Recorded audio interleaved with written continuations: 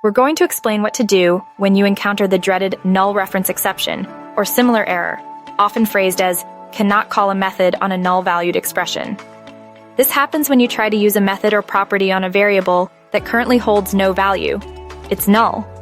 Think of it like trying to drive a car that doesn't exist. It's going to cause a problem. Let's look at how to fix this. 1. Understanding the problem.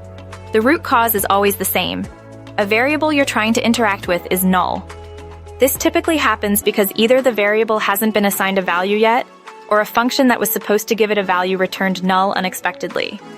Debugging tools in your IDE, Integrated Development Environment, like breakpoints, will help you pinpoint the exact line where the error occurs and the value of the variable causing the trouble. 2. Checking for null before using. The most straightforward solution is to check if the variable is null before you try to use it. Most programming languages provide a way to do this. For example, in languages like C, R, Java, or JavaScript, you might use an if statement. If my variable null, shall use my variable here.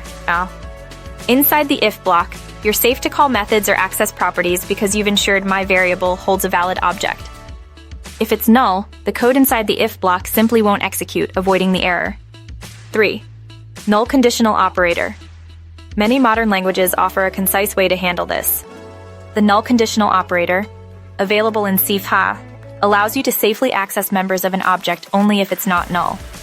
For example, string name equal myObject, name. This code assigns the value of myObject name to name only if myObject is not null, otherwise name will be null. This elegantly avoids the exception altogether. Similar operators exist in other languages. Check your language's documentation for the equivalent. 4. Null coalescing operator. Sometimes you need a default value if the variable is null. The null coalescing operator provides a convenient solution. For instance, string name equals myObject, name, unknown. This assigns the value of myObject.name if it's not null. Otherwise, it assigns unknown. This makes your code more robust and avoids unexpected null values propagating through your application. 5. The null object pattern.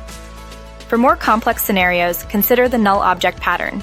This involves creating a special object that acts as a placeholder for null values. This object implements the same interface as your regular objects, but provides default behavior when called, avoiding the need for constant null checks. This can improve code readability and maintainability, but it requires more upfront design. 6. Defensive programming practices. The best approach is a combination of strategies. Always check for null values where appropriate. Use null conditional and coalescing operators to simplify your code and make it more robust. Consider the null object pattern for complex cases. Thoroughly test your code to catch potential null-related issues early in the development process. Remember, prevention is far better than cure when it comes to null reference exceptions.